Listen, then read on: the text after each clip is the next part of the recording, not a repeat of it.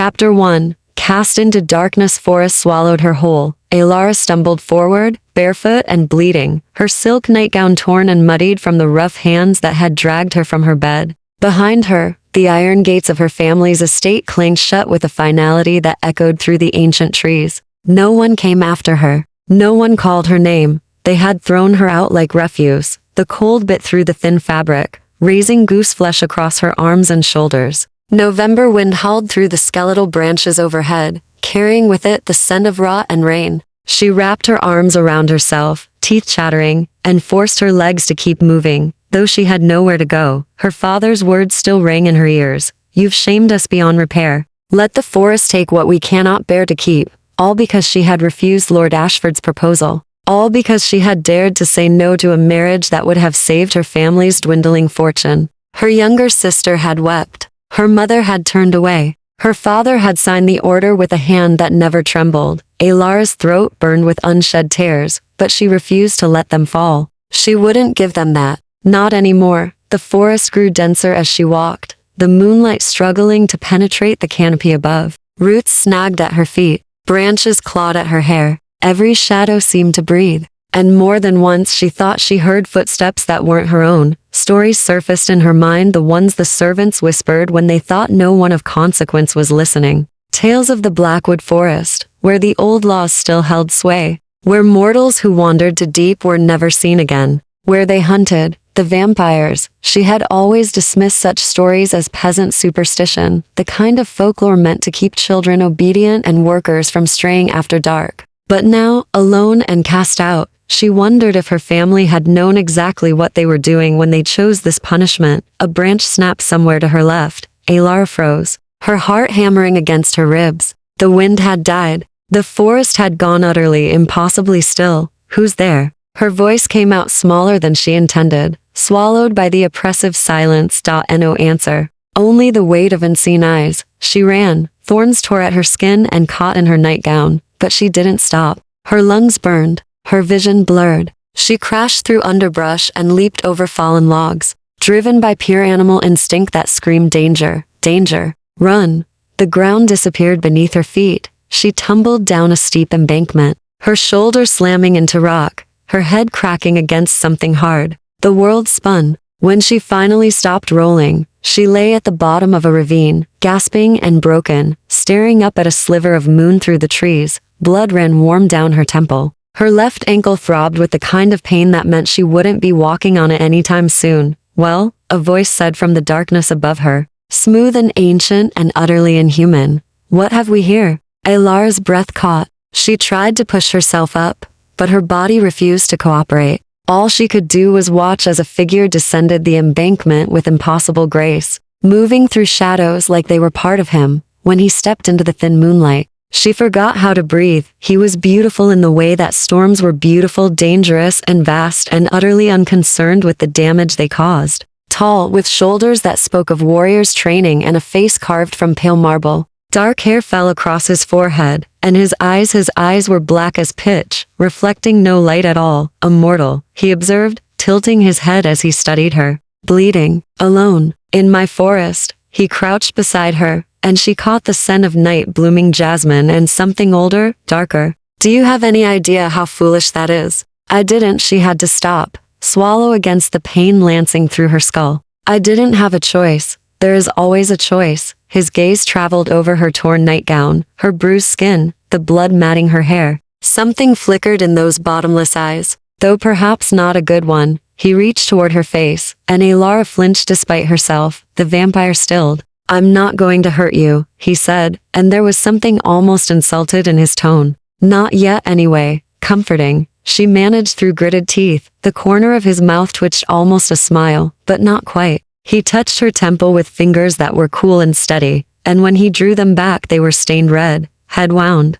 Sprained ankle. Mild hypothermia. He stood in one fluid motion. "You'll die out here before dawn." "Then I die?" Alara closed her eyes. "It hardly matters now, doesn't it?" The vampire was silent for a long moment. When she opened her eyes again, he was watching her with an expression she couldn't read. "What's your name, little castaway?" She shouldn't tell him. Every instinct screamed that giving a vampire your name was dangerous, was foolish, was Alara, she whispered. Alara Thorn, Thorn, he repeated it slowly, tasting the syllables. Of the Thornwood estate, her stomach dropped. You know of it? I know of every house within 50 miles of my territory. He extended his hand pale, long-fingered, bearing a silver ring etched with symbols she didn't recognize. And I know when one of them commits murder by proxy. Alara stared at his offered hand. What? Casting an unarmed mortal into these woods is the same as slitting her throat. His voice hardened. Your family knew that.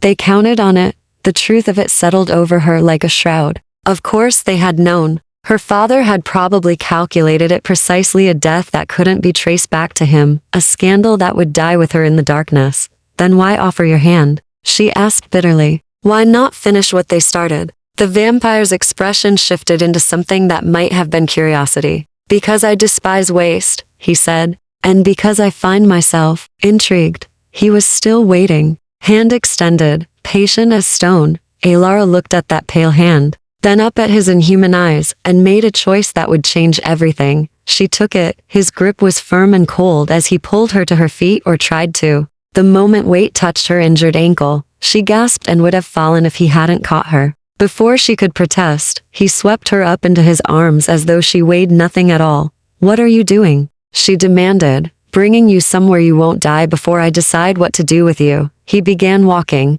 moving through the forest with sure steps despite the darkness. Try not to bleed on the good fabric. Chapter 2.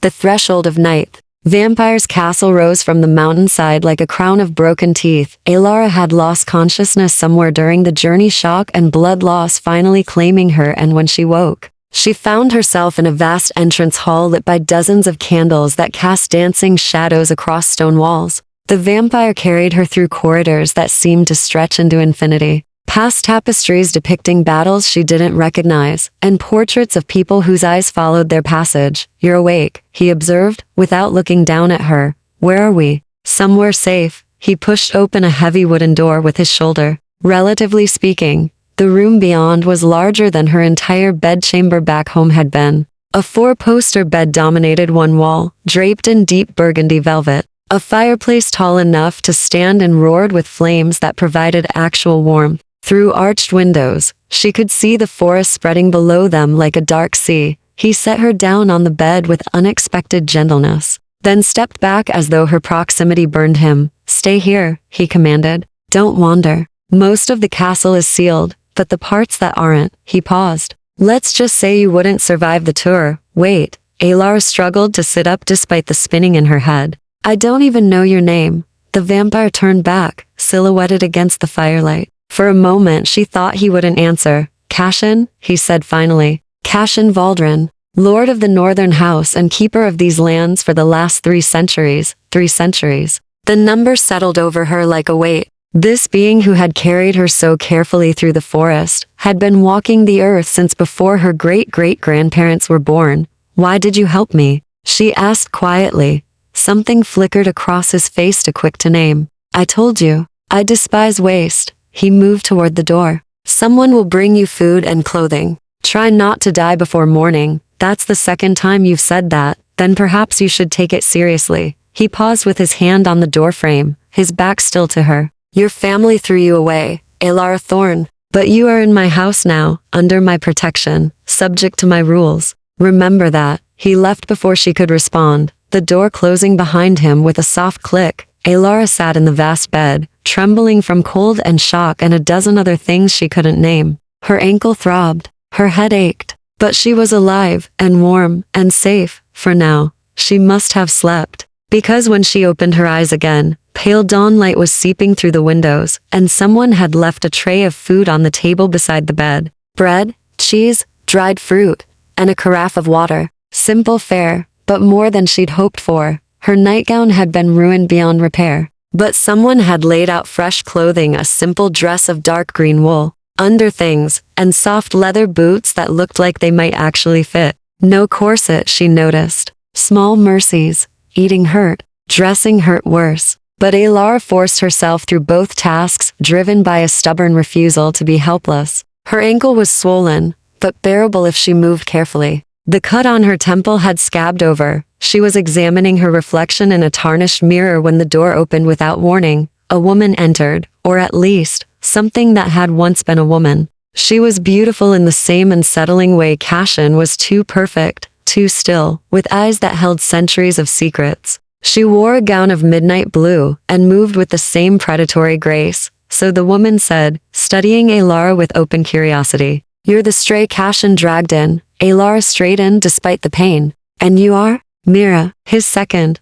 The vampire circled her slowly, and Alara fought the urge to cringe away. "I've been with Cashin for 90 years, and in all that time, I've never seen him bring a mortal here. Especially not a bleeding, broken one. I didn't ask to be brought here." "No, I imagine you didn't." Mira stopped in front of her, tilting her head in a gesture eerily similar to Cashin's. "Do you know what you are, little thorn? A liability. A complication. The kind of loose thread that gets people killed.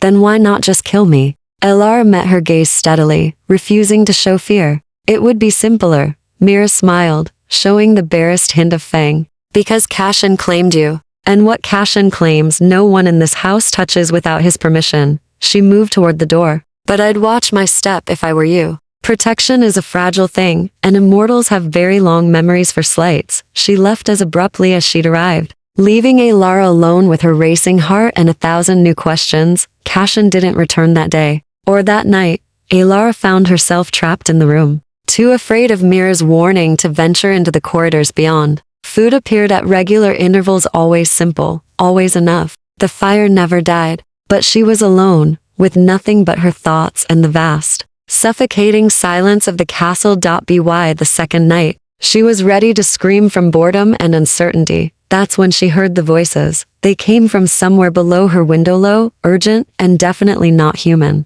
Alara crept to the glass and peered down into a courtyard she hadn't noticed before. Cashin stood in the center, facing 3 other vampires she didn't recognize. Even from this distance, she could sense the tension crackling between them. "Madness, bringing a mortal here," one of them was saying. "The sovereign house will see it as provocation. Let them." Cashin's voice carried clearly in the night air. "I'm not interested in the sovereign house's opinions. They'll think you're building an army. They'll think you're planning to turn her. What I plan is none of their concern." "Cashin?" The vampire who spoke sounded almost pleading. "The treaty is already fragile. One mortal girl isn't worth starting a war." Cashin turned, and even from above, Alara could see the cold fury in his posture. "The girl stays. Anyone who has a problem with that can bring it to me directly." Silence fell over the courtyard. Then one of the vampires looked up directly at her window and smiled. Alara jerked back from the glass, her heart hammering. But it was too late. They knew she'd been listening, and somehow she suspected. That changed everything. Chapter 3. Questions in the dark. Cassian came to her room an hour before dawn. Alara was still awake, pacing despite her injured ankle, unable to shake the image of that vampire's knowing smile. When the door opened, she spun around, her heart leaping into her throat. He looked different than he had in the forest, more controlled, more carefully composed. He wore black from collar to boots, and his dark hair was pulled back, revealing the sharp angles of his face. But his eyes were the same, bottomless, ancient, and fixed on her with an intensity that made her skin prickle. "You were at the window," he said. "Not a question. I heard voices." Alara lifted her chin. "Was I supposed to pretend I didn't?" "Most would have." He closed the door behind him and moved into the room with that unsettling grace. "Self-preservation usually wins out over curiosity. Perhaps I have less to preserve than most." Something that might have been amusement flickered across his face. "Fair point." He gestured to the chairs by the fire. "Sit. We need to talk." Alara hesitated, then lowered herself into one of the chairs. Cashin took the other, but he sat forward, elbows on his knees, studying her as though she were a puzzle he couldn't quite solve. "What did you hear?" he asked. "Enough to know I'm causing you problems." She met his gaze. "They think you're going to turn me. Start a war over a mortal girl. They think many things. Most of them are foolish. But not all of them." Cashin was quiet for a long moment. The firelight cast shadows across his pale features, making him look almost human. "Almost.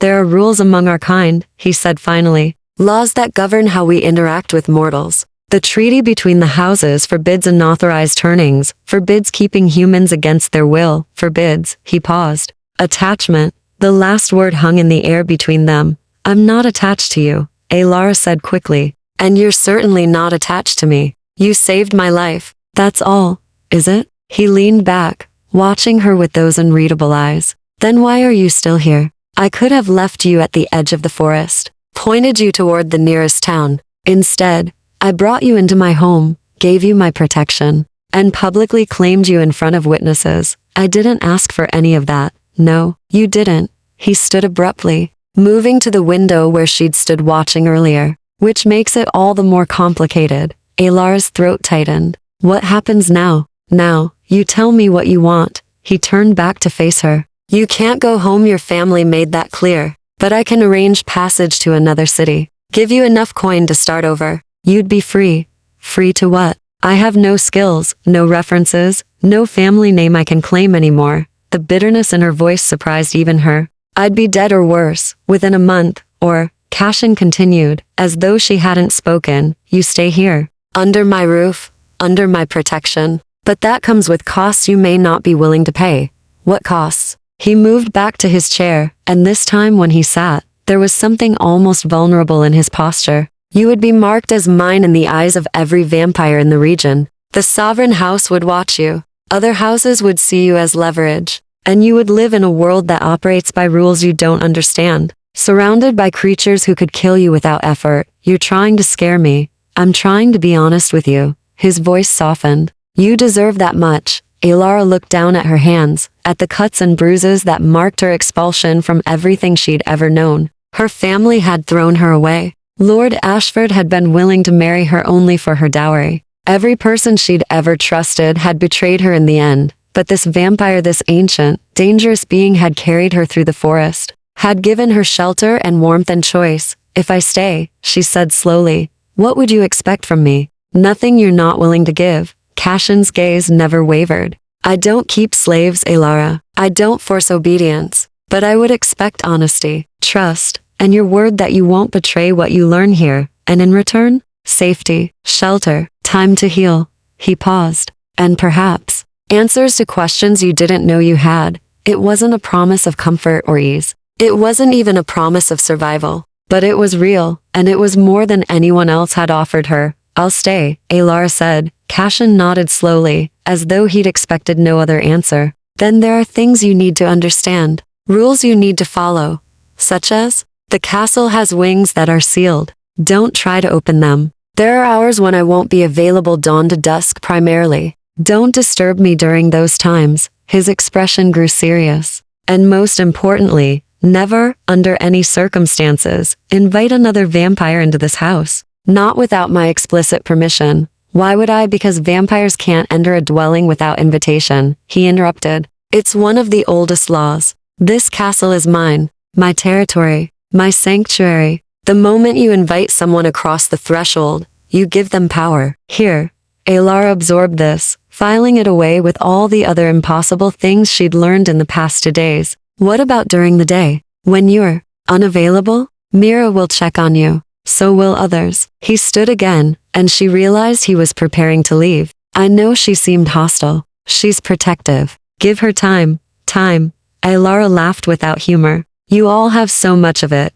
Yes, Cashin said quietly. We do. Which makes it all the more precious when we choose to spend it. He left her with those cryptic words, disappearing into the corridor beyond. But this time, Alara noticed, he didn't lock the door. It was a small thing. A gesture of trust. She wondered if she'd live long enough to earn it. Chapter 4. Lessons in Shadowth days fell into a strange rhythm. Alara woke each morning to find breakfast waiting and Cashin gone, retreated to whatever part of the castle served as his sanctuary from the sun. She spent those hours exploring the permitted areas, a library filled with books and languages she couldn't read, a conservatory where night-blooming flowers grew in impossible profusion, hallways lined with portraits of people long dead. Mira appeared occasionally, always watching, always assessing. She never spoke unless necessary, but Alara felt her presence like a constant weight. It was on the 5th day that everything changed. Alara was in the library, attempting to decipher a book of what looked like vampire history,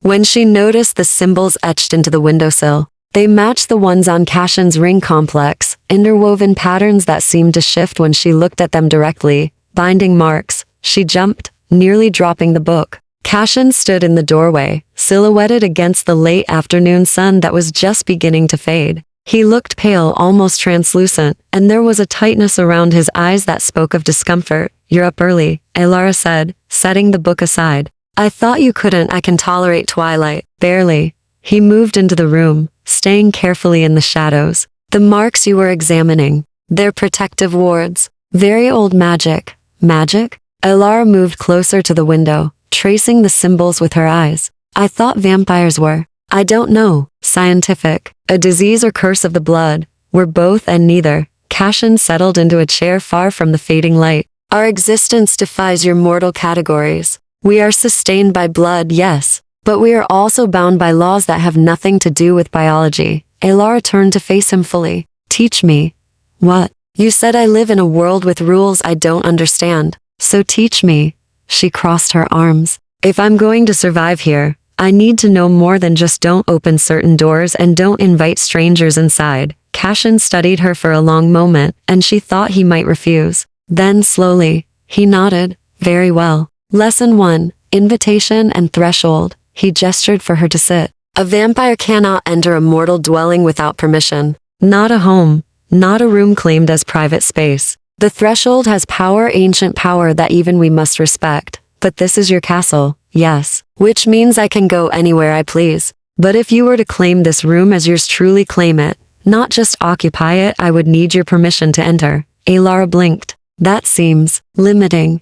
"It's a safeguard. One of the few protections mortals have against us." His expression darkened. "Though many of my kind have learned to work around it. Coercion, trickery, forcing an invitation through fear or manipulation. But you don't." No, the word was firm. "I don't." She believed him, though she couldn't have said why. Perhaps because he'd had ample opportunity to hurt her and hadn't. Perhaps because there was something in his voice when he spoke of coercion that sounded almost like disgust. "What else?" she asked. "Sunlight." Cashin flexed his fingers, and she noticed they were slightly red, as though burned. "Not the instant death your stories claim, but painful, weakening. A few hours of direct sun exposure would leave me helpless. A full day would likely kill me. So dawn to dusk you're vulnerable." "Yes." He met her gaze. "Which is why I'm trusting you with this knowledge. You could destroy me easily." Elara Thorn. "Open the curtains in my chamber. Break the wards. All it would take is sunlight and time." The weight of that trust settled over her shoulders. "I won't. I know." He said it with such certainty that it made her chest tighten. Lesson 3, Blood. Elara's pulse quickened despite herself. "We need it to survive," Cashin continued, his voice carefully neutral. "But it's not the mindless craving your stories suggest. We can go weeks between feedings if necessary, and we can sustain ourselves on animal blood, though it's less satisfying." "Have you ever killed someone?" The question escaped before she could stop it. Cashin was quiet for so long she thought he wouldn't answer. When he finally spoke, his voice was soft and edged with old pain. "Yes. In my early years, before I learned control, before I understood what I'd become." He looked away. "I am 347 years old, Elara. I have done things I cannot undo. Hurt people who didn't deserve it. The blood of innocence stains my hands, no matter how many centuries pass. But you stopped. I learned." He turned back to her, and there was something raw in his expression. "I learned that immortality without humanity is just an endless, hollow existence. I learned that power without restraint makes you a monster. And I learned that some hungers can be controlled, even if they can never be fully silenced." Elara found herself moving closer without conscious thought. "When did you last feed?" 2 weeks ago. Before I found you in the forest." "You're hungry now." It wasn't a question.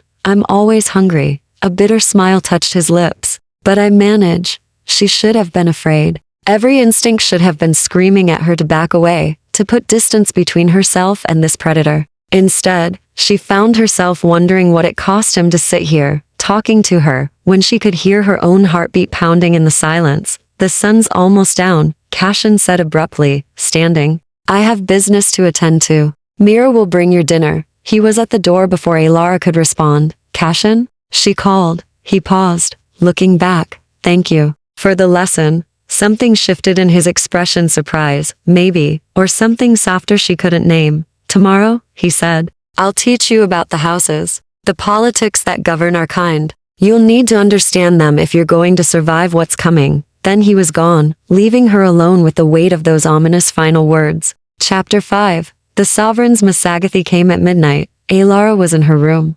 attempting to sleep, when she heard the commotion below. Raised voices, the slam of doors, footsteps echoing through stone corridors. She pulled on a robe and crept to her door, pressing her ear against the wood. Cannot be serious. Mira's voice, sharp with anger. Sending him is a deliberate insult. It's a power play. Cashin sounded weary. And we both know why.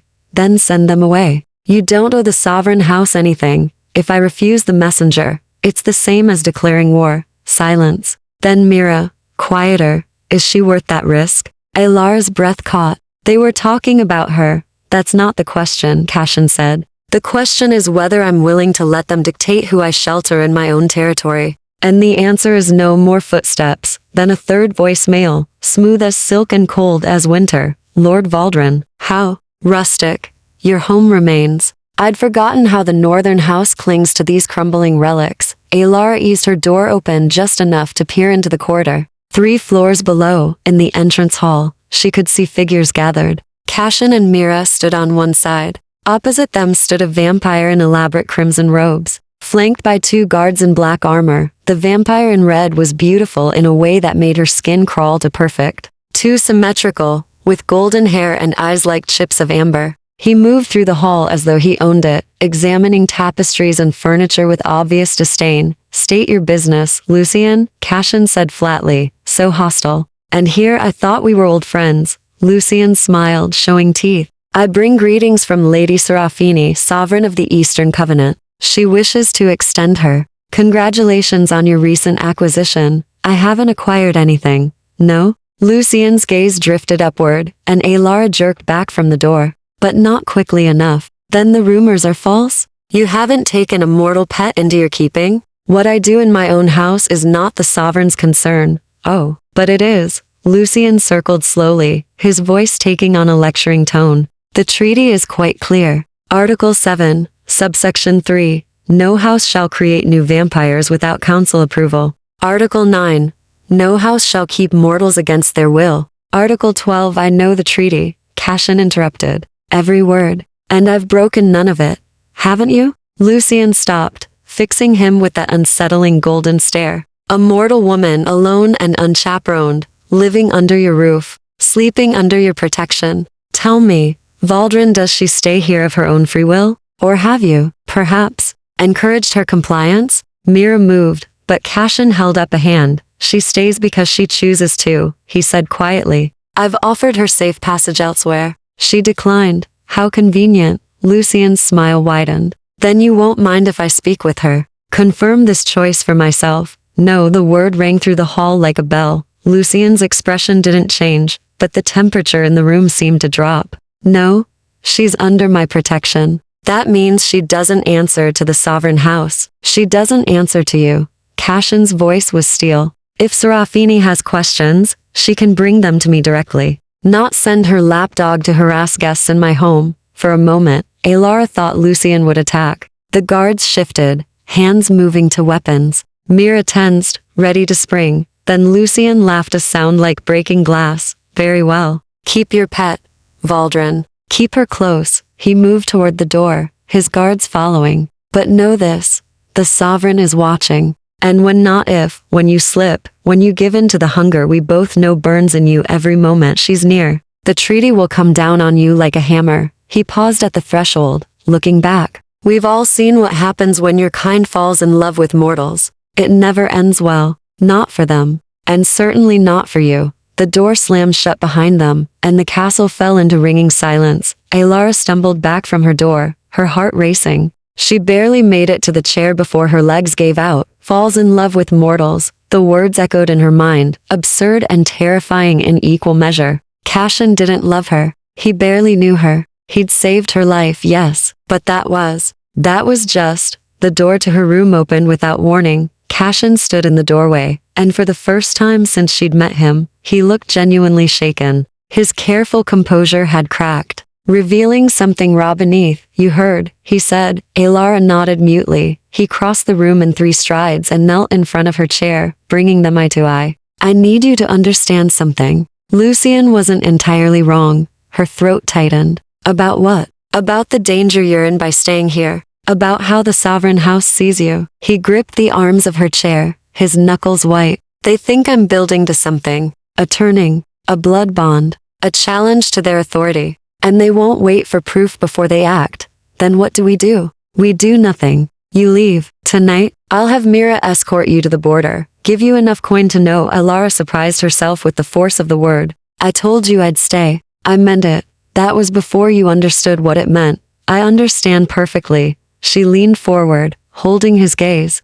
They want to use me against you. They want me to be afraid, to run, to prove that you can't protect what you claim. Well, I won't give them the satisfaction. Cashin stared at her, something like wonder flickering in his dark eyes. You're either very brave or very foolish. Can I be both? A ghost of a smile touched his lips. Then it faded, replaced by something grimmer. If you stay, everything changes. I'll have to make it official. Claim you before the Northern Court. Bind you to this house in ways that can't be undone easily. What does that mean? It means you become mine in the eyes of every vampire in the region. It means any attack on you is an attack on me. And it means, he hesitated. It means I'll owe you the same protection I'd owe my own blood. Alara's heart hammered against her ribs. And you're willing to do that? For someone you barely know? Cashin stood abruptly, turning away. I don't know, he admitted. But I know I won't let them make you a pawn in their games. Chapter 6. Blood and Binding. The Northern Court convened 3 nights later. Alara stood in what Cashin called the Hall of Witnesses, a cavernous chamber lit by hundreds of candles,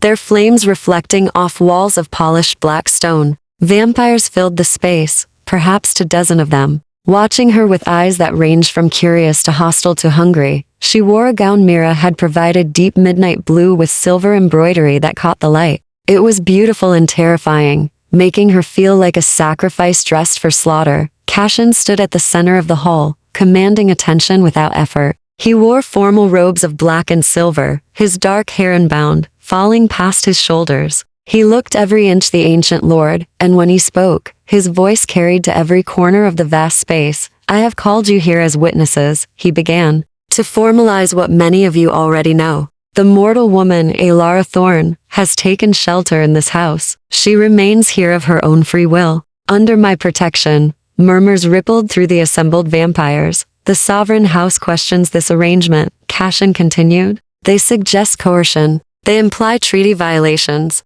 So I offer proof of her choice here, before all of you. He extended his hand toward her. Alara's legs felt like water, but she forced herself to walk forward. Every eye tracked her movement. She could hear her own heartbeat thundering in the silence. When she reached Cashin, he spoke quietly, for her ears alone. You can still refuse. Say the word, and I'll end this now. She placed her hand in his. A collective intake of breath swept through the hall. Cashin's fingers closed around hers, cool and steady. He turned to face the court, keeping her hand clasped in his. Alara Thorne, he said formally. Do you stand here freely, without coercion or compulsion? I do. Her voice came out stronger than she'd expected. Do you understand that by accepting the protection of the Northern House, you bind yourself to its laws and customs? I do. And do you give your consent, witnessed here by those gathered, to remain under my aegis until such time as you choose to leave or I release you from this bond? Alara took a breath. I do. Cashin produced a small silver knife from his robes. The blade gleamed in the candlelight, sharp and purposeful. The old laws require blood to seal such bonds, he said, his voice carrying through the hall. Not to turn, not to transform, but to mark. To bind protector and protected in a way that cannot be falsified. He drew the blade across his palm without hesitation. Dark blood welled up, almost black in the flickering light. Then he offered her the knife. Alara understood what he was asking. Her hand trembled as she took the blade, but she didn't hesitate. The cut stung, bright and sharp, and red blood pooled in her cupped palm. Twice given, freely offered, Cashin intoned. Blood to blood, life to life. I claim this mortal as mine, and accept the burden of her protection. Let any who would harm her know they face the full wrath of the Northern House. He pressed his bleeding palm to hers. The world shifted. Alara gasped as something rushed through her, cold and vast and ancient, like plunging into a winter river.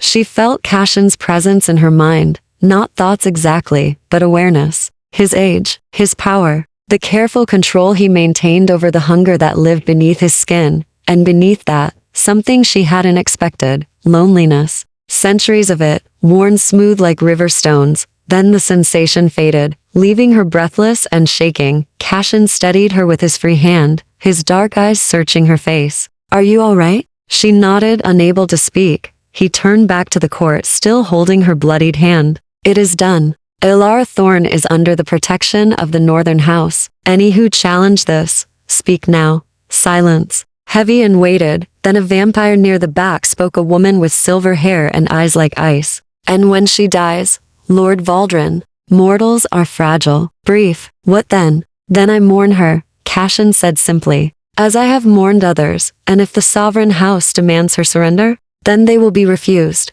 even if it means war." Cashin's expression hardened. Even then, the silver-haired vampire inclined her head, accepting this. Others nodded slowly. Only a few still looked hostile, but none spoke their objections aloud. "The binding is witnessed and sealed," Cashin declared. "This court is concluded." The vampires began to file out, some lingering to stare at Elara with open curiosity. Mira appeared at her side, pressing a clean cloth into her bleeding hand. "Wrap it," she said quietly. "The scent of your blood is distracting for some of them." Elara did as instructed, her hands still trembling. Now that the ritual was over, reaction was setting in. She'd just bound herself to a vampire, to a house, to a world she barely understood. What had she done? The hall emptied slowly. Cashin remained at the center, watching the last of his court depart. When only Mira and Elara remained, he finally moved, crossing to where they stood. "You did well," he said to Elara. "Better than I expected.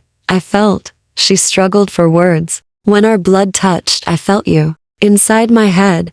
A side effect of the bond. It fades with time, but," he paused, "there will be moments when you sense me, my presence, my location. It works both ways. You can feel me too?" "Yes." His voice was soft. "I'll know if you're in danger, if you're afraid. It's part of the protection." Mira cleared her throat. "I'll leave you two to discuss the implications. Elara, you should rest. The binding takes energy from mortals." She left before Elara could protest. Cashin gestured toward a side door. "Come, there's something you should see." He led her through corridors she'd never explored, deeper into the castle. Finally, they emerged onto a balcony that overlooked the forest spreading endlessly below. "This is my favorite place," Cashin said, leaning against the stone railing. "I come here when the weight of centuries feels too heavy." Elara joined him, looking out at the moonlit trees. "What you said in there, about mourning me when I die, did you mean it?" "Yes." He didn't look at her. "I've lived 300 years, Elara. I've seen empires rise and fall. I've watched people I cared about grow old and turn to dust. Each time, I tell myself I won't get attached again, that it's easier to remain distant. But apparently I'm a fool who never learns." He finally turned to face her, and there was something almost vulnerable in his expression. "You've been here less than 2 weeks, and already I can't imagine this castle without you in it." Elara's breath caught. "I'm not asking anything of you," Cashin continued quickly. "I'm not expecting. I just thought you should know. So you understand what I risked tonight." "Everything," Elara whispered. "You risked everything." "Yes," he smiled sadly. "I did." Chapter 7. The siege begins. They came. At dawn, Elara woke to the sound of shattering glass and Mira's voice screaming through the corridor. "Get to the vault. Now." She stumbled from bed, still in her nightgown, her heart hammering. Through her window she could see figures moving in the courtyard below, vampires in crimson and gold, at least a dozen of them. The Sovereign House. Her door burst open. Mira stood there, wild-eyed and deadly. "They've broken the outer wards. We have minutes, maybe less. Come with me." "What about Cashin?" "He's in day sleep, vulnerable." "Which is exactly why they chose now." Mira grabbed her arm. "Move." They ran through corridors that Elara barely recognized, descending stairs that spiraled deep into the castle's foundations. Behind them, she could hear sounds of combat crashes, screams, the ring of metal on metal. "Where are the others?" Elara gasped. "Fighting. Dying." Mira's voice was flat. "We're outnumbered 3-1. This isn't a negotiation. It's an execution." they reached a massive iron door, covered in the same binding marks Alara had seen on the windowsills. Mira pressed her bleeding palm against it, and it swung open, revealing a chamber carved from solid stone. Inside, on a bed draped in heavy curtains to block any hint of light, Cashin lay motionless. He looked dead. His skin was alabaster pale, his chest utterly still. Only the faintest awareness through their bond told Alara he still existed somewhere in that frozen form. He can't wake, Mira said, closing the door behind them. Not until sunset. We're on our own. Then what do? We survive. Mira moved to a weapons rack on the wall, selecting a silver dagger. She pressed it into Alara's hands. Silver won't kill them, but it hurts like hell. Aim for the eyes or throat. Alara stared at the blade. I've never fought anyone in my life. Then learn fast. Mira took position by the door, her own weapons drawn. That door will hold for a while, but not forever. When they break through, the door exploded inward. Lucien stood in the smoking doorway, his crimson robes pristine despite the chaos above. Behind him, 3 sovereign guards spread out, circling. Mira, he said pleasantly, still loyal to a lord who keeps mortal pets. How quaint. Get out, Mira snarled. You have no right to be here. Oh, but I do. The sovereign herself gave me warrant. He produced a scroll, unrolling it with a flourish. By order of Lady Serafini, Cashin Valdrin is charged with treaty violations, harboring forbidden attachments, and endangering the peace between houses. He is to be executed at dawn. It's already dawn, Alara said, finding her voice. Lucien's golden eyes fixed on her. Precisely. Which makes this all very convenient. He moved toward Cashin's sleeping form. He won't even feel it. Just a stake through the heart. And then Mira struck like lightning. She moved faster than Alara could follow, her blade flashing. Lucien barely dodged, and even then she opened a gash across his cheek. Black blood welled up, smoking faintly. Silver, he hissed. You dare? I dare much more than that. Mira pressed her attack, forcing him back, but the guards moved to intercept, and suddenly the small chamber was a whirlwind of violence. Alara pressed herself against the wall, clutching her dagger, watching in horror as Mira fought 3 opponents at once. She was good, brilliant even. But she was outnumbered. One of the guards got past her defenses, slamming her into the wall hard enough to crack stone. Mira went down, blood trickling from her mouth. Lucien stepped over her fallen form, moving toward Cashin. No, Alara didn't think. She just moved. She threw herself between Lucien and the bed, her silver dagger raised in shaking hands. You'll have to go through me.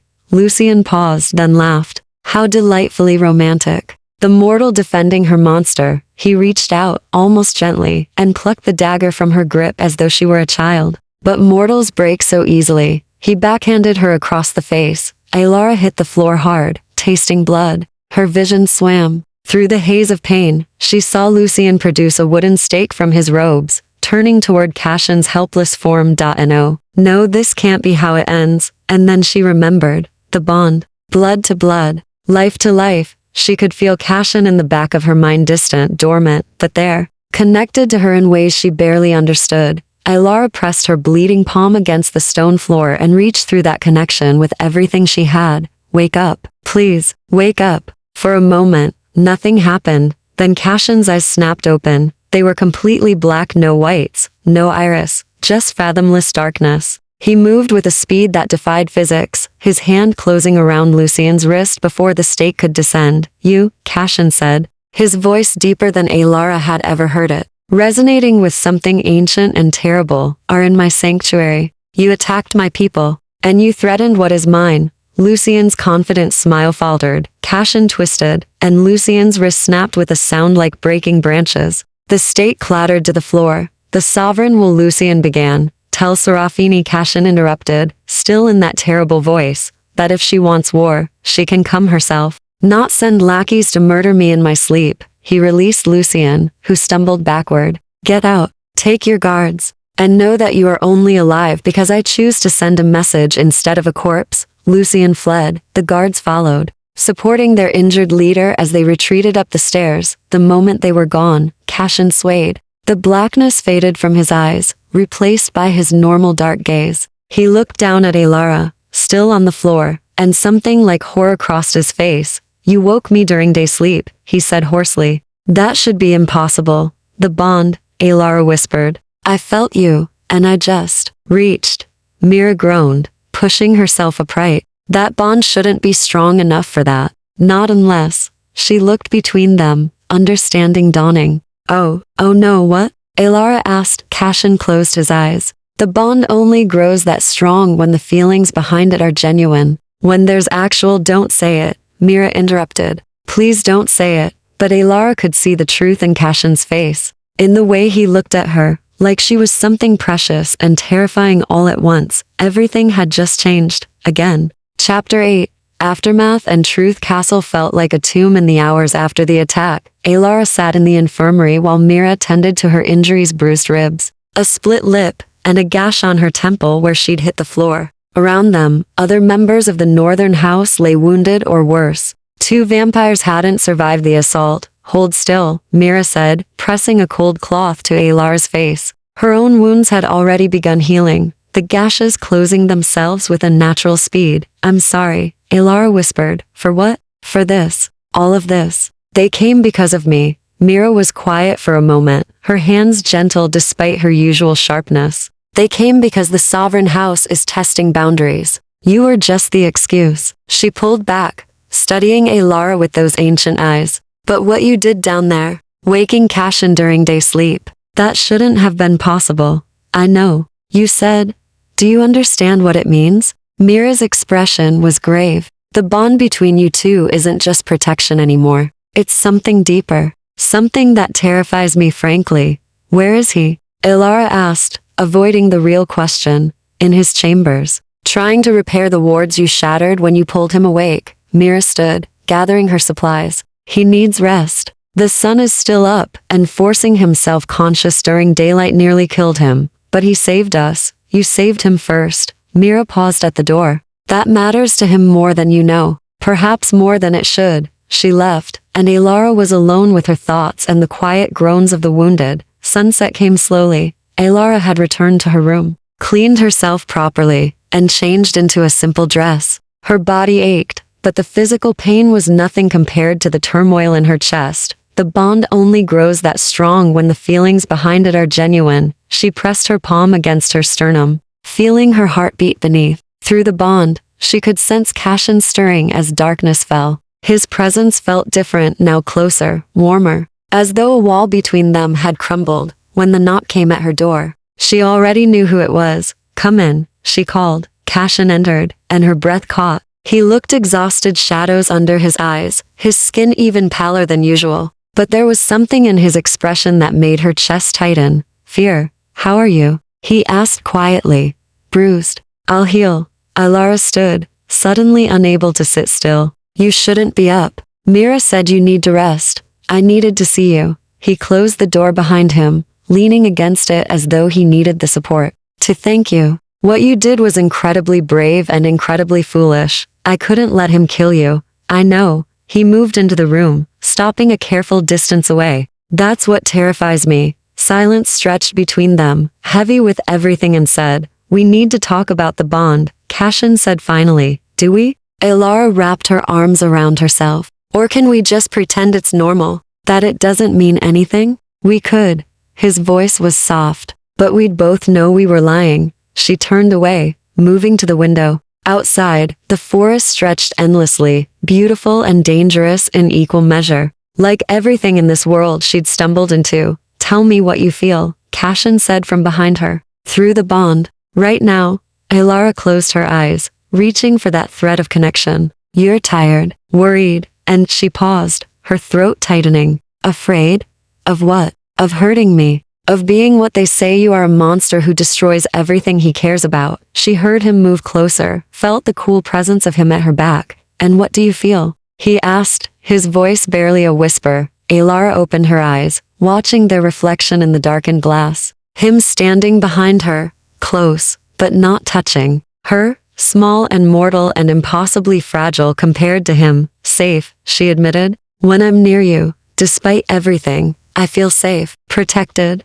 She took a shaking breath. And I feel alive. For the first time in my life, I feel like I matter. Like I'm more than just a disappointment, or a bargaining chip, or something to be discarded. Alara, I'm not finished, She turned to face him, forcing herself to meet his dark gaze. I feel drawn to you in ways that should terrify me. I think about you constantly. When you're gone, I count the hours until you return. And when that vampire threatened you today, I would have died to protect you without hesitation. Cashin's composure cracked. Don't say that. Why not? It's true. Because mortals aren't supposed to die for monsters. The words burst from him, raw and anguished. You're supposed to run from us, fear us, hate us. You're not supposed to. He stopped, jaw clenched. Love you? Alara finished quietly. The word hung in the air between them like a struck bell. Cashin stared at her, something like devastation in his expression. You can't. I know. It's foolish and impossible, and probably going to get me killed. Alara took a step toward him. But I can't seem to help it. I'm a vampire, Alara. I've lived for centuries. I've done terrible things. And I will watch you grow old and die while I remain unchanged. His voice broke. I can't give you a normal life. Children, growing old together. All the things you deserve. I don't want normal. She took another step. My normal life threw me into the forest to die. My normal life was full of people who saw me as a transaction, not a person. And what do you think I see when I look at you? I don't know. She stopped directly in front of him. Tell me. Cashin closed his eyes, his hands clenching at his sides as though it took everything he had not to reach for her. I see sunlight in a world of shadow. I see courage and kindness and a stubbornness that makes me want to laugh and rage in equal measure. I see someone who looked at a monster and chose to stay anyway. Then why are you fighting this? Because I'm terrified of what I might become if I let myself feel this fully. He opened his eyes, and they were swimming with an emotion she'd never seen in him before. I'm terrified that I'll lose control, that the hunger will win, that I'll hurt you in ways you can't imagine. Alara reached up slowly, giving him time to pull away. When he didn't, she touched his face, cool skin, sharp cheekbones, the jawline of a marble statue. Then we'll be terrified together, she whispered. For a long moment, he just stood there, frozen. Then slowly, his hand came up to cover hers. This is madness, he murmured. I know, it will end badly, probably. I should send you away, right now, before this goes any further. But you won't. No, his other hand rose to cup her face, his thumb brushing across her uninjured cheek. God help me. I won't. Chapter 9. Interlude of Shadows. The weeks that followed were the strangest of Alara's life. The Sovereign House didn't attack again, not directly. But their presence lingered like a storm on the horizon, waiting. Mira reported increased patrols along the borders, spies in the nearby villages, whispers of alliances being formed against the Northern House. War was coming. Everyone knew it, but in the quiet spaces between the tension, something else grew. Cashin began teaching her in earnest not just about vampire law and house politics, but about his world. The real world, hidden beneath centuries of secrecy and shadow. There are 7 great houses, he explained one evening in the library, spreading an ancient map across the table between them. The Sovereign House controls the east. We hold the north. The Western Covenant has fractured into 3 smaller houses, constantly warring among themselves. Alara traced the borders with her finger. And the south. No one controls the south anymore. It's wild territory, where vampires who reject house law go to disappear. His expression darkened. It's not a place you ever want to visit. She noticed he sat closer now than he used to. Not touching, never touching without permission, but close enough that she could feel the cool air that seemed to surround him like an aura. Tell me about the blood oaths, she said, moving to a different topic. You mentioned them before. Cashin leaned back, his fingers steepled thoughtfully. They're ancient magic, binding contracts sealed in blood. Once made, they cannot be broken without severe consequences. What kind of consequences? Death usually. Or worse, madness. Loss of self, eternal torment. He met her gaze. The bond between us is similar, but not the same. It's sealed in blood, yes, but it's not a compulsion. Either of us could walk away. Could we? Alara asked softly, his jaw tightened. Physically, yes. Whether we'd survive it emotionally is another question. They sat in silence for a moment, the fire crackling softly in the hearth. May I ask you something personal? Alara ventured. You can ask. I may not answer. Have you ever loved someone before? In all your centuries? Cashin was quiet for so long she thought he'd invoke his right to silence. Then, once, a very long time ago. What happened? I was young. newly turned, still learning what I'd become. His voice took on a distant quality. Her name was Isabel. She was mortal kind, and she saw past the monster to the man I'd been. Alar's chest tightened, but she forced herself to ask, "Did you turn her?" "I wanted to. She begged me to." He looked away. "But I was bound by blood oath to my maker, a cruel creature who enjoyed watching me suffer. He forbade the turning. And when I defied him, Cashin's hands clenched. He killed her in front of me. Made sure I watched. Made sure I understood the price of disobedience." Cashin, Alar breathed, reaching for his hand without thinking. He looked down at their joined hands, her warm fingers wrapped around his cold ones, and something in his expression cracked. "I swore I'd never let myself care for a mortal again," he said hoarsely. "That I'd learned my lesson. And for 300 years, I kept that promise." He turned his hand over, threading his fingers through hers, until a bleeding, broken girl fell into my forest and looked at me like I was her salvation instead of her doom. "I'm sorry about Isabel. So am I. Every day." He squeezed her hand gently. "But I think she would have liked you. Your stubbornness. Your refusal to be afraid of things you should run from." Alara smiled sadly. "I'm afraid plenty. I just don't let it stop me. I've noticed." His thumb traced circles on the back of her hand, the touch achingly tender. "It's one of the things that terrifies me most about you." The nights fell into a rhythm. Cashin taught her to read the old languages inscribed in his books. She taught him about the world that had changed since he'd last paid attention, new philosophies, social movements, the small rebellions of modernity that he'd missed while locked in his ancient castle. They played chess by firelight, and she was surprised to find herself winning occasionally. "You're getting better," he observed, after she captured his queen. "Or you're getting worse. Impossible. I've been playing this game for 3 centuries. Then maybe you've gotten predictable." She moved her bishop, putting him in check. "Old habits die hard." Cashin laughed, a sound she'd heard so rarely it made her heart skip. "Are you calling me old, Alara Thorn? If the ancient boot fits." He leaned across the chessboard, his dark eyes glinting with amusement, and something warmer. "Careful. I might decide to demonstrate just how youthful I can be." The air between them changed, charged with possibility. Alar's breath caught. "And how would you do that?" Cashin's gaze dropped to her lips, then back to her eyes. "I have a few ideas." Her heart hammered. "Such as?" But he pulled back, the moment breaking like spun glass. "Such as utterly destroying you in the next 10 moves." He returned his attention to the board, but his hands weren't quite steady. "Focus, mortal. This game isn't over.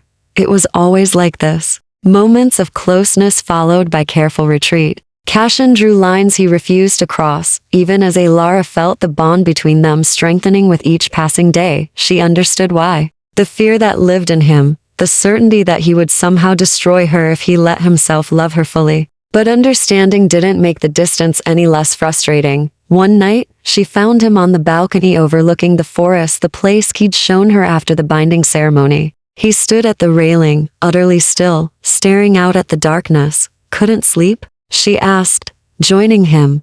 "I don't sleep. Not the way you do." He glanced at her. "You should be resting. Dawn is only a few hours away. I could say the same to you. I have more hours to work with." But he shifted, making room for her at the railing. They stood in comfortable silence, watching moonlight paint silver across the treetops. "Cashin?" Alara said eventually. "When this is over, when the sovereign house makes their move, and we either survive or we don't, what happens to us?" He was quiet for a long moment. "What do you want to happen?" I asked first. "So you did." He turned to face her fully. "I want more time. More nights like this. More chess games and arguments and quiet moments where I can pretend the world beyond these walls doesn't exist." "That's not an answer." "No," he agreed. "Because the real answer is that I want impossible things. I want you safe and happy and alive for decades to come. And I want you here, with me, for all of those decades. And I can't have both." Alar's throat tightened. "What if there was a way?" His expression hardened. "No, you don't even know what I was going to say." "Yes, I do. And the answer is no. I won't turn you, Alara. I won't make you into what I am. Even if I asked? Especially if you asked." His voice was firm. "You don't understand what you'd be giving up. The sunlight, the warmth, the ability to grow and change and eventually rest. I'd be giving up dying while you watch. You'd be giving up your humanity." He ran a hand through his hair, agitated. I've lived this existence for centuries. I know what it costs. And I won't let you pay that price. It's not your choice alone, Alara. He cupped her face in both hands, forcing her to meet his desperate gaze. Please, don't ask me to be the reason you lose yourself. A horn sounded in the distance, long and low and utterly chilling. Cashin's head snapped toward the forest. Through the bond, Alara felt a sudden spike of alarm. What is it? She asked. Mira burst onto the balcony, her face grim. They're here. The Sovereign House, with reinforcements from the Western Covenant. 50 vampires, maybe more. Cashin's expression went cold and hard. Sound the alarm. Wake everyone. Prepare for siege. The time for quiet nights was over. The war had begun. Chapter 10. Blood and Shoisith battle raged through the night. Alara had been locked in the vault for her own safety. But she could hear everything: the clash of steel, the screams of the dying, the roar of flames as parts of the castle burned. Through the bond, she felt Cashin fighting somewhere above, felt his pain every time a blade found its mark. She couldn't stay hidden. Not while he fought for his life. For her, the vault door was sealed from the inside, responding only to vampire blood. But Alara had learned much in her weeks here, and desperation made her creative. She found the silver dagger Mira had given her, still tucked in her boot, and pressed it to her palm, the same palm she'd cut for the binding ceremony. Her blood welled up, and she pressed it to the lock. For a moment, nothing happened. Then the door groaned open. The bond had changed her in ways she didn't fully understand. Made her blood recognizable to the wards. Made her part of this house in more than just name. Alara ran through smoke-filled corridors, following the pull of the bond like a compass. Bodies lay scattered, vampires she recognized, now nothing but ash and blood. The Sovereign House had come for annihilation. She found Cashin in the Great Hall. He was surrounded by 5 Sovereign guards, bleeding from a dozen wounds, his movements slower than they should be. Lucian stood at the edge of the circle, watching with cold satisfaction. It's over, Valdrin, Lucian called. Surrender the mortal, and I'll make your death quick. Never, Cashin snarled, dispatching one guard with a brutal efficiency that reminded Alara exactly what he was, but there were too many. Even as she watched, another blade caught him across the ribs. He staggered. Alara didn't think. She grabbed a fallen sword to heavy, unwieldy in her entrained hands, and charged. Alara, no. Cashin's shout echoed through the hall. She swung wildly at the nearest guard. Her form was terrible, her strength pathetic compared to vampires, but surprise worked in her favor. The blade caught the guard across the arm, and he howled in pain. Silver. The sword was silver. The guards turned toward her, and she saw her death in their eyes. Then Cashin was there, moving between her and them with the last of his strength. You want her? You go through me. Gladly, Lucian said, drawing his own blade. What followed happened too fast for Alara to track. Cashin fought like a demon, like something beyond vampire, protecting her with every movement, every strike. But he was weakening. She could feel it through the bond, feel his life force guttering like a candle in the wind. One of the guards got past his defenses, driving a stake toward his heart. Alara threw herself forward, catching the guard's arm. It was like trying to stop a battering ram, but she held on with everything she had. Screaming as her shoulder dislocated from the force, the stake missed Cashin's heart by inches, and in that moment of distraction, Cashin's blade found Lucian's throat. The Sovereign's second in command fell, golden eyes wide with shock, black blood pooling beneath him. The remaining guards froze. Your leader is dead, Cashin rasped, his blade still raised. And I am still standing. Tell the Sovereign that the Northern House does not yield. Tell her that if she wants war, she'll get it, but the cost will be higher than she imagines. For a long moment, no one moved. Then, slowly, the Sovereign guards retreated, dragging their wounded with them. Within minutes, the Great Hall was empty except for Cashin, Alara, and the bodies of the fallen. Cashin swayed, then collapsed. No. Alara crawled to him, her dislocated shoulder, screaming in protest. No. You don't get to die. Not after all this. Not after, Alara. His hand found her face, fingers cold and trembling. You shouldn't have come. Shouldn't have risked yourself. I told you. I'd die to protect you. I know. He smiled weakly. Stubborn, impossible woman. Blood soaked through his shirt to much blood. Even for a vampire. What do I do? Alara begged. Tell me how to help you. Cashin's eyes met hers, dark and fathomless, and full of a longing that made her chest ache. There's only one way, but I won't ask it of you. Won't let you tell me. Blood. The word was barely a whisper. I need blood to heal. Fresh. Freely given. Alara understood immediately. She pulled back her sleeve, exposing the pale skin of her wrist. Then take it.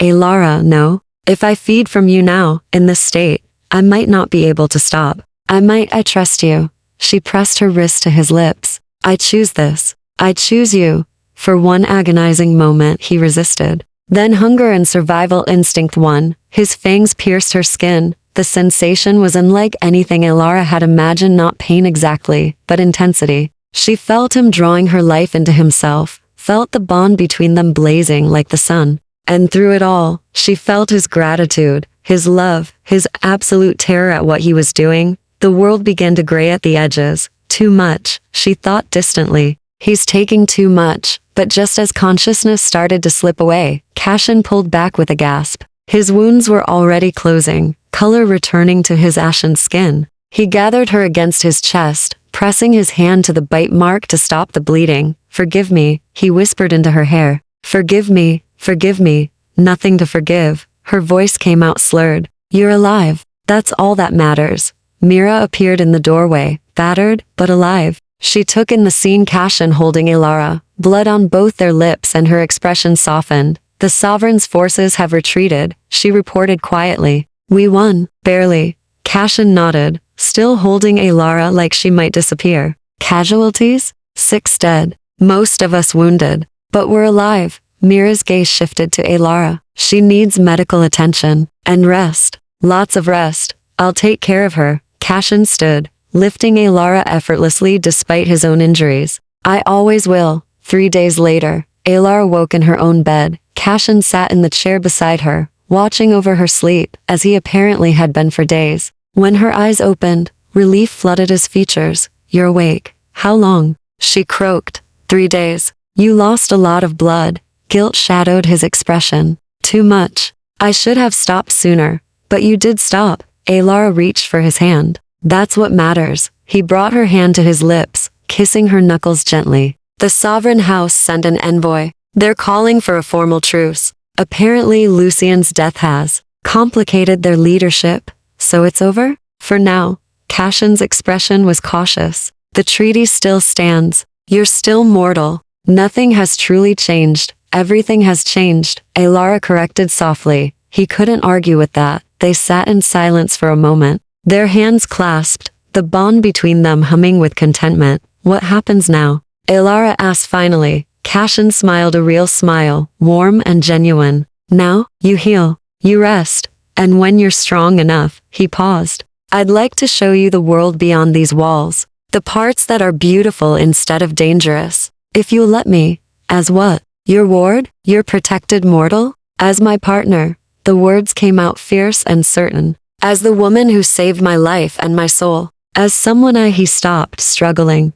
Love? Alara supplied gently. Yes. The admission seemed to cost him, but he didn't look away. As someone I love. Impossibly. Completely. For however long we have. Tears pricked Alara's eyes. That could be a very long time. If I have any say in it. The turning is a conversation for later, she interrupted. For when I'm not half dead and you're not drowning in guilt. For now, can we just be? Cashin leaned forward, pressing his forehead to hers. Yes, we can be. Outside the window, dawn was breaking, painting the sky in shades of gold and rose. Cashin flinched slightly at the light, but he didn't pull away. You're tolerating the sunrise, Alara observed. For you, I'd tolerate anything. He kissed her forehead gently. Even hope. And there in the soft morning light, the vampire and the mortal who loved him sat together, not knowing what the future held, but choosing to face it side by side. The houses might fall. The treaty might shatter. The sovereign might return with greater force, but they would face it together. And that, Alara thought, as she drifted back into healing sleep, was worth every impossible, dangerous, beautiful moment that had led them here. The end. Epilogue. Dawn of a new Erasix. Months had passed since the siege. Alara stood in the reconstructed Great Hall, watching as representatives from 4 of the 7 great houses filed in for the summit. The Northern House had called this gathering the first of its kind in over a century, and the tension in the air was thick enough to cut. She wore a gown of deep emerald velvet, her hair pinned up to reveal the faint scars on her neck where Cashin had fed from her that desperate night. She wore them openly now, a declaration rather than a secret. Mira appeared at her elbow, resplendent in midnight blue. "You don't have to be here for this. It's going to get ugly. That's exactly why I need to be here." Alara straightened her shoulders. "They need to see that I'm not a victim, not a pet, not a weakness to exploit." "No," Mira agreed, with something that might have been pride. "You're certainly none of those things." The doors opened, and Cashin entered with 3 other vampires. Alara's breath caught. It always did when she saw him in his formal capacity as Lord of the Northern House. He commanded the room effortlessly, ancient power wrapped in careful control. His eyes found hers across the hall, and something in his expression softened. Through the bond, she felt his gratitude for her presence. The Sovereign House's new representative, a cold-eyed woman named Morgana, took her seat across from Cashin. "Lord Valdrin, I trust this meeting has a purpose beyond flaunting your pet human." "Lady Thorn is not a pet," Cashin said evenly. "She is my bonded partner, a member of this house, and under its full protection. Any who wish to challenge that may do so now." Silence. "Good." Cashin leaned forward. "The old ways are failing us. The treaty that governs our houses was written 3 centuries ago, for a world that no longer exists. It's time we acknowledge that and adapt." "Adapt how?" asked a vampire from the Western Covenant, his scarred face skeptical. "By allowing mortals into our inner circles? By weakening ourselves with human sentiment? By recognizing that isolation makes us vulnerable," Cashin countered. "The Sovereign House attacked me because they feared what a vampire-mortal bond might mean. But that fear is precisely what will destroy us if we let it fester." Morgana's lip curled. "You speak of change as though it's inevitable. Some of us prefer tradition. Tradition is stagnation wearing a prettier name," Alara said quietly. Every eye in the room turned to her. She felt the weight of their attention, ancient beings who had walked the earth for centuries, now forced to acknowledge a mortal's voice. "Forgive me," Morgana said with false sweetness. "I didn't realize humans were permitted to speak at these proceedings." "She speaks because I permit it," Cashin said, steel in his voice. "And because her perspective matters. The world has changed around us while we've hidden in our castles and clung to our old laws. We've become irrelevant, forgotten. Is that truly what we want?" "What we want," the Western Covenant representative said, "is survival. And survival means maintaining the boundaries between our kind and theirs, does it?" Alara stood, her heart pounding, but her voice steady. "Or does survival mean adaptation? Learning to exist in a changing world rather than trying to freeze time?" Bold words from someone who's lived barely 2 decades, Morgana observed. "Perhaps that's exactly why you should listen." Alara moved forward, ignoring Mira's warning hand on her arm. "I've seen both worlds now. The mortal one that cast me out, and the immortal one that gave me shelter. And I've learned that fear of the other, fear of change, fear of connection, that's what destroys both." She stopped in front of Cashin's chair, drawing strength from his presence through the bond. "You're afraid of what I represent," she continued, addressing the entire assembly. "A mortal who knows your secrets, who's seen your vulnerabilities, who's proven that the barriers between your kind and mine aren't as absolute as you'd like to believe. And that," Morgana said coldly,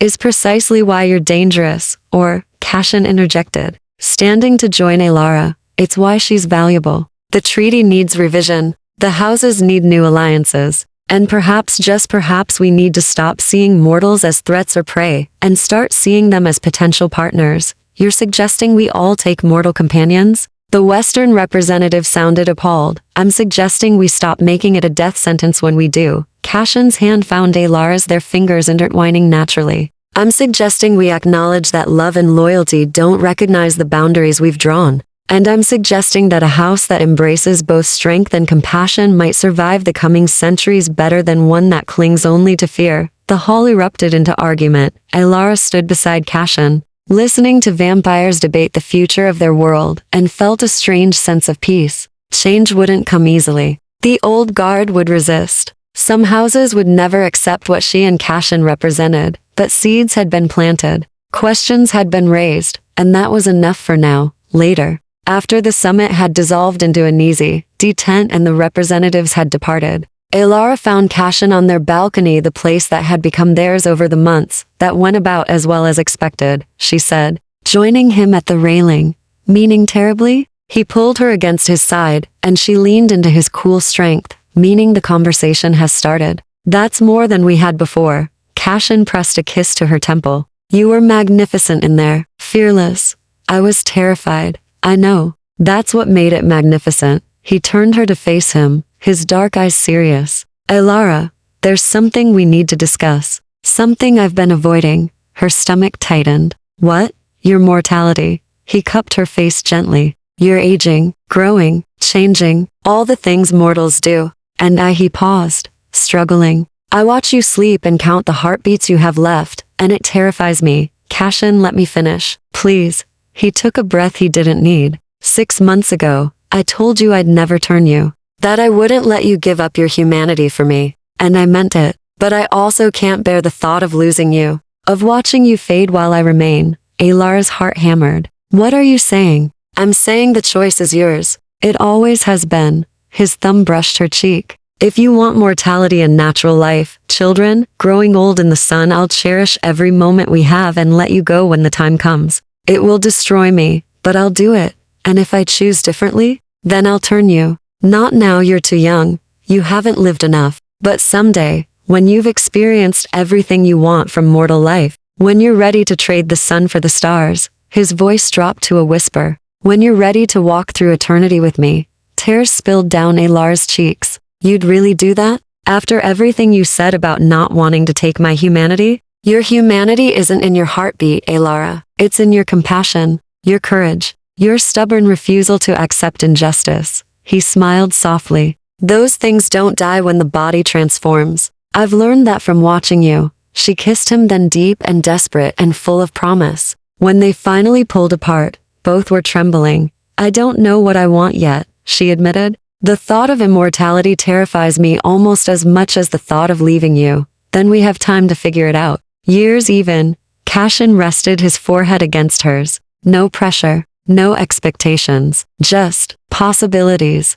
Possibilities, Alara echoed. I like the sound of that. They stood together as night deepened around them. Two souls bound by blood and choice, and something that transcended both. The future was uncertain. The houses were restless. The old laws were crumbling, but they had each other, and in a world of immortals and ancient grudges, that was the most revolutionary thing of all.